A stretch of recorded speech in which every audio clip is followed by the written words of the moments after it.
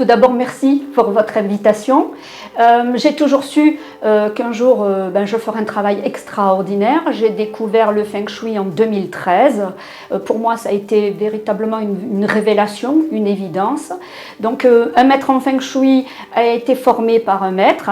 Et on va chercher son maître et le savoir provient d'une lignée de maîtres reconnue par la Chine. Et surtout, un maître en Feng Shui dédie toute sa vie à la pratique et à l'enseignement du Feng Shui.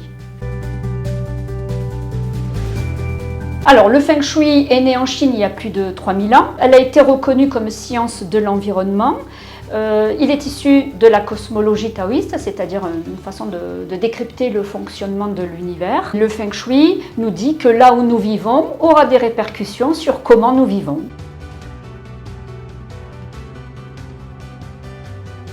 En Feng Shui, tout est question d'interaction, de positionnement, d'emplacement et de direction. Le premier paramètre qui va rentrer en jeu, c'est l'environnement. Donc la clé du Feng Shui, c'est qu'il faut s'adapter à son environnement. Et puis concernant l'intérieur, les personnes, tout est question d'emplacement et de direction positive à l'intérieur de son habitation en fonction de sa date de naissance. Les clients qui nous téléphonent sont profondément convaincus que le Feng Shui va agir sur le cours de leur existence, mais certaines personnes bénéficient de bonnes configurations de Feng Shui et ne savent pas justement qu'ils bénéficient de ces configurations. Leur vie s'améliore, ils ont une bonne santé, une bonne réussite, donc il n'est pas obligé d'y croire pour que ça marche. Quand on sait que 70% des influences que nous recevons dans notre habitation proviennent de notre environnement, je dirais d'abord qu'il est très important d'être bien positionné dans son environnement. Donc je vous donne un exemple à Casablanca. Vous voulez aller vivre sur le front de mer, au bord de la mer.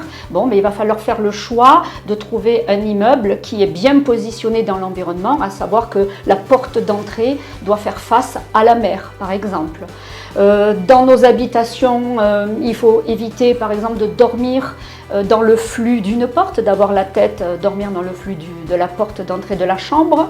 Et puis par exemple dans le cadre des entreprises, pour le bureau du chef d'entreprise, il vaut mieux qu'il évite d'avoir une fenêtre ou une baie vitrée dans le dos, avoir le mur dans le dos et puis qu'il identifie bien la porte dans son espace de travail par exemple. Il est très important d'écouter son instinct, parce que moi quand j'y pense depuis toutes ces années, j'ai eu une petite voix il y a quelques années, donc je dirais pour la fin, écoutez toujours votre instinct, écoutez toujours cette petite voix que l'on a et qu'il faut surtout la suivre.